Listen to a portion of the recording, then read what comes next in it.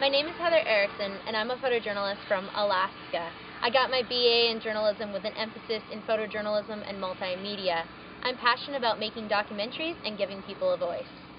I have done a couple international internships. I worked as a photo intern for the national paper of Nepal, where on the side I worked on documentaries. I worked alongside Goma Rai to find a way to give her a voice to an audience in all corners of the world.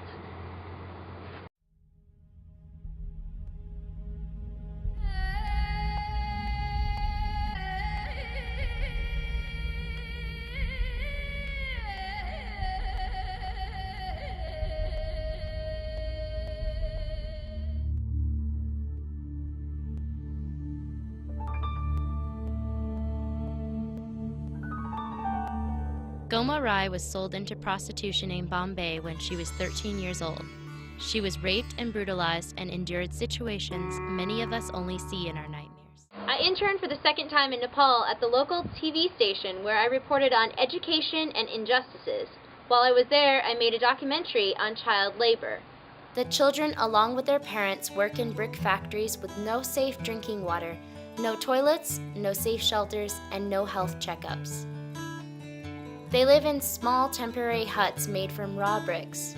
Most frequently, they suffer from respiratory diseases, spinal injuries, fever, diarrhea, and stomach pain. Child labor is one of the most conventional problems seen in Nepal. Even though the law prohibits children under the age of 16 to work, it is a usual practice. According to CWIN, 41.7% of children are working. In total, 1.7 million children in Nepal are engaged in economic activities.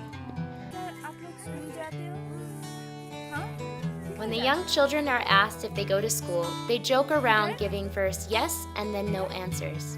Through observation, the truth is found to be that hundreds of children work in the factories operating in and around the valley to earn additional income for their families. Most families have no choice but to bring their families with them when they migrate, and they need the extra money the children can make.